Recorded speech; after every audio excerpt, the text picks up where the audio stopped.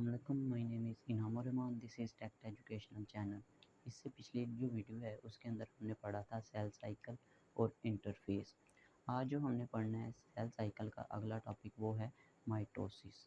M phase पढ़ना है। अच्छा, एम फेज़ जो है ना, सेल दो तरीक़ों से डिवाइड होता है, एक माइटोसिस और दूसरा है मियोसिस। ये वीडियो थोड़ी सी लंबी होने जा रही, लेकिन आपने जो है इसको गौर से सुनना है और ये बहुत ही ज़्यादा इम्पोर्टेंट टॉपिक है माइटोसिस और मियोसिस वाला। अगर आप गौर से सुनेंगे तो इंशाल्लाह आपको ज़रूर समझ आ जाएगी। अच्छा, ये जो माइटोसिस है ये जर्मन साइंटिस्ट ने 1880 में वाल्टर फ्लीमिंग नामिंग जो है जर्मन साइंसदान था, बायोलॉजिस्ट था, जिसने ये सेल के अंदर, डिवाइडिंग सेल के अंदर, ऐसे सेल जो डिवाइड हो रहे हैं, जो एक से दो सेल बना रहे हैं, उनके अंदर इसने जो है ऑब्जर्व किया। अच्छा, इसकी जो टाइफिनेशन है कि ये इस तरह की सेल डिवीजन है। Mitosis is the type of cell division in which cell divide, जिसके अंदर सेल डिवाइड होता है, सेल तकसीम होता है इनटू टू डॉटर सेल, दो डॉटर सेल के अंदर, and each daughter cell with same number of chromosome as were present in parent cell, के एक सेल जो है वो दो डॉटर सेल के अंदर डिवाइड हो। मियोसिस और माइटोसिस दो तरीके हैं सेल को डिवाइड होने के लिए, दो तरीक़ों से वो गुजरता है, या माइटोसिस करता है या वो क्या करता है, मियोसिस करता है। अगर सेल माइटोसिस करे तो सेल दो हिस्सों के अंदर डिवाइड होता है, दो डॉटर सेल बनाता है। और फ़र्ज़ करें कि अगर पेरेंट सेल, इसे हम पेरेंट सेल कहते हैं, इसे डॉटर, अगर पेरेंट सेल के अंदर 46 क्रोमोसोम है तो इसके अंदर भी क्रोमोसोम की तादाद कितनी होगी, 46 होगी। तो यही कह रहा है mitosis is the type of cell division, इस तरह की सेल डिवीजन है in which cell divide into two daughter cell, कि इसके अंदर सेल जो है दो डॉटर सेल के अंदर डिवाइड होता है, ईच विद सेम नंबर। अब हर डॉटर सेल के पास कितने नंबर ऑफ क्रोमोसोम होते हैं, as were present in parent cell, उतने ही नंबर ऑफ क्रोमोसोम होते हैं जितने के पेरेंट सेल के अंदर मौजूद होते हैं। अच्छा, उसके बाद जो है माइटोसिस जो है ये दो बड़े फेजेस के अंदर डिवाइड है। माइटोसिस के अंदर दो फेज़ होते हैं। अच्छा, ये जो है सेल, ये उसका कहलाता है न्यूक्लियस, ये उसका न्यूक्लियस, और ये क्या कहलाता है, साइटोप्लाज्म। ये जो वाइट पोर्शन है ये क्या कहलाता है, साइटोप्लाज्म कहलाता है। और ये जो है इसे हम क्या कहते हैं, न्यूक्लियस कहते हैं, इसे हम न्यूक्लियस कहते हैं।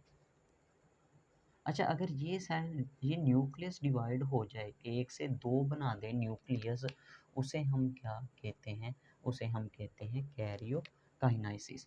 तो माइटोसिस के अंदर भी ऐसा होता है कि ये जो न्यूक्लियस है पहले दो न्यूक्लियस बनाता है, जिसे हम क्या कहते हैं, कैरियोकाइनेसिस, यानी कि डिवीजन ऑफ न्यूक्लियस, उसे हम क्या कहेंगे, कैरियोकाइनेसिस। फिर बाद में क्या होता है कि साइटोप्लाज्म डिवाइड करता है।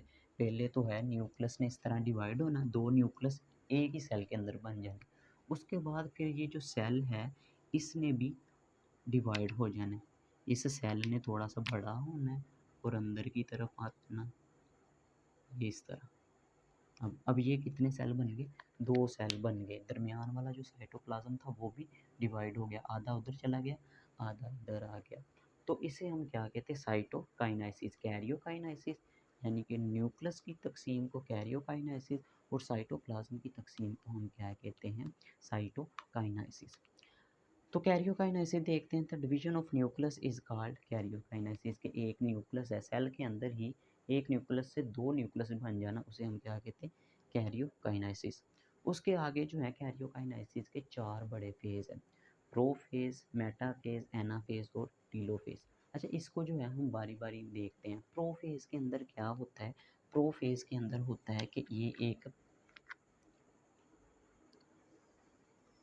सेल है, सेल के अंदर ये न्यूक्लियस है। अब हम पढ़ने जा रहे हैं कैरियोकाइनेसिस, कि ये एक न्यूक्लियस से दो न्यूक्लियस किस तरह बनते हैं, वो अब हम देखते हैं।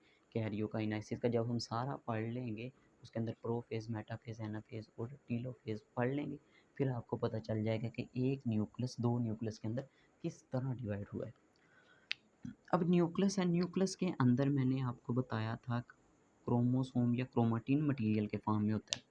अच्छा, क्रोमेटिन और क्रोमोसोम के अंदर फ़र्क क्या है, कि जब सेल के अंदर जो जेनेटिक मटेरियल है इस तरह थ्रेड लाइक की फॉर्म में होगा, धागे की फॉर्म में होगा उसे हम क्या कहेंगे, उसे हम कहेंगे क्रोमाटिन। लेकिन जब यही क्रोमाटिन कंडेंस हो जाएगा, कंडेंस मीन्स इस तरह फोल्ड हो जाएगा, बहुत ज़्यादा फोल्ड होता है, हाईली कंडेंस हो जाता है इस तरह,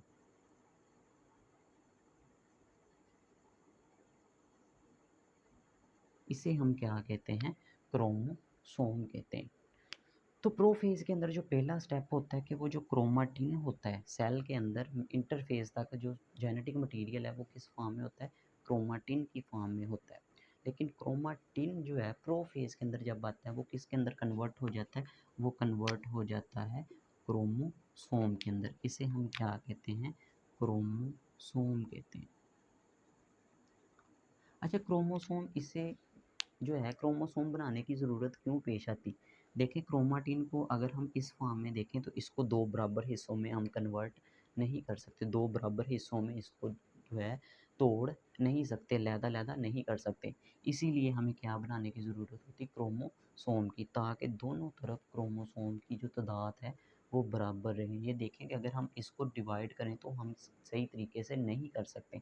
देखें, अगर हम इसको इधर दरमियान से करें तो ये इक्वल नहीं होगा, लेकिन जब हम इसको डिवाइड करेंगे तो ये इक्वल, दोनों साइडों पर इक्वल जो है डिवाइड होगा। अच्छा, उसके बाद इसके अंदर पहला जो है, पहली बात तो होती है क्या, कि क्रोमाटिन क्रोमोसोम के अंदर कन्वर्ट होता है। क्रोमाटिन क्रोमोसोम के अंदर, प्रोफेज के अंदर क्या होता है कि इसके अंदर ये बातें आपने याद रखनी है कि क्रोमाटिन जो है वो किस फॉर्म में कन्वर्ट होता है, क्रोमोसोम। क्रोमाटिन क्या है कि thread like structure, loose structure, धागे की तरह की स्ट्रक्चर, ठीक है, जो इतनी ज़्यादा पैक नहीं हुई है, उसे हम क्या कहते हैं, क्रोमाटिन। वो क्रोमाटिन किसके अंदर कन्वर्ट हो जाता है, हाईली कंडेंस, फोल्ड होकर, ठीक है, और कौन सी फॉर्म बनाता है, क्रोमोसोम बनाता है। अच्छा, उसके बाद क्या होता है कि इस इधर जो है ना सेंट्रियोल्स मौजूद होते हैं, न्यूक्लियस के इधर करीब जो हैं क्या मौजूद होते हैं, सेंट्रियोल्स मौजूद होते हैं। ये सेंट्रियोल्स, इसे हम एक को क्या कहते हैं, सेंट्रोसोम कहते हैं, लेकिन कलेक्टिवली इसे हम क्या कहते हैं, सेंट्रियोल। सेंट्रियोल जो है डिवाइड होते हैं, वो किधर आ जाते हैं, पोल्स के ऊपर आ जाते हैं, सेल्स के पोल्स के ऊपर। ये 2 से 4 बनते हैं और 2 इधर चले जाते हैं, 2 इधर आ जाएंगे। इसे हम क्या कहते हैं, सेंट्रियोल। सेंट्रियोल डिवाइड होता है और सेंट्रोसोम जो हैं दोनों पोल्स के ऊपर आ जाते हैं, इसे हम क्या कहते हैं, पोल्स के। अच्छा, सेंट्रियोल्स इधर से डिवाइड होते हैं और पोल्स के ऊपर आ जाते हैं। उसके बाद ये क्रोमाटिन जो है वो तो क्रोमोसोम बन गए हैं, उसने क्रोमोसोम बना दिए न्यूक्लियस के अंदर।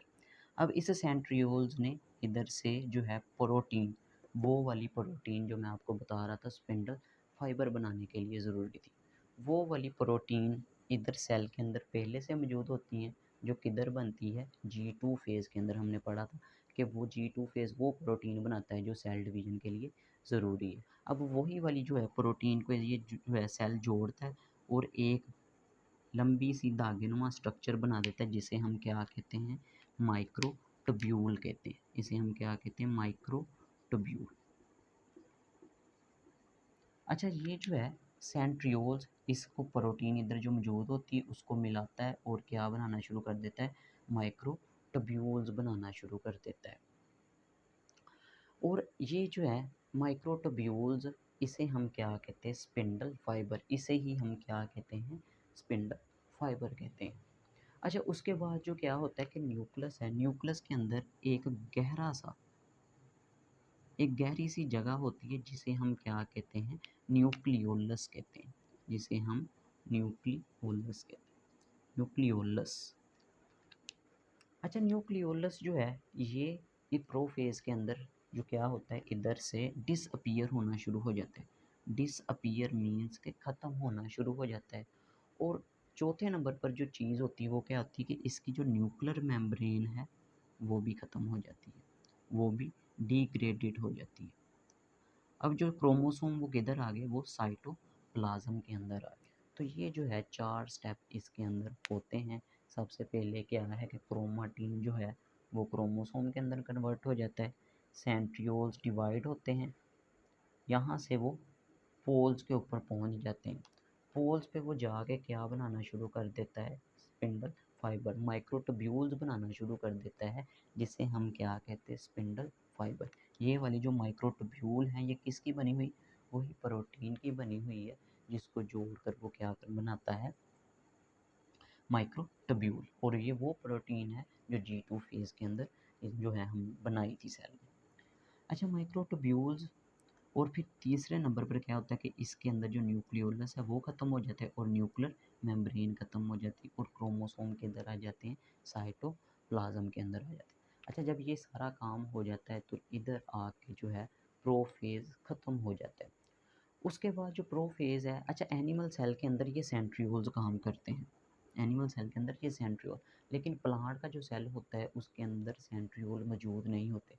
तो उसके अंदर फिर स्पेशल प्रोटीन होती हैं जो ये क्या बनाती, स्पिंडल फाइबर बनाती हैं। तो जो प्लांट के अंदर ये प्रोटीन काम करती हैं, लेकिन एनिमल सेल के अंदर ये वाला काम कौन करते हैं, ये सेंट्रियोल्स करते हैं। अच्छा, अब जो है हमें प्रोफेज की थोड़ी सी रीडिंग देख लेते हैं कि loose thread like chromatin convert into highly condense form called chromosome, कि जो क्रोमाटिन मटेरियल है वो हाईली कंडेंस फॉर्म के अंदर कन्वर्ट हो चुका है, जिसे हम क्या कहते हैं, क्रोमोसोम कहते हैं। Chromosome have two sister chromatid. अच्छा, ये वाला जो क्रोमोसोम होता है इसके पास क्या है, दो क्रोमाटिड है, दो सिस्टर क्रोमाटिड। मैंने ये पीछे भी आपको बताया था कि सिस्टर क्रोमाटिड क्यों है, क्योंकि एस फेज़ के अंदर ये रेप्लिकेशन होने की वजह से क्रोमोसोम, एक क्रोमाटिड जो है दो क्रोमाटिड बन गए हुए हैं। क्रोमोसोम के पास पहले क्या था, एक क्रोमाटिड था इस तरह, लेकिन एस फेज़ के अंदर क्रोमोसोम की रेप्लिकेशन हुई और वो कितने बन गए, दो दो क्रोमाटिड बन। Chromosome has kinetochore at its centromere. अच्छा, ये एक बात रहेगी कि ये जो है इसका सेंट्रोमियर होता है क्रोमोसोम का,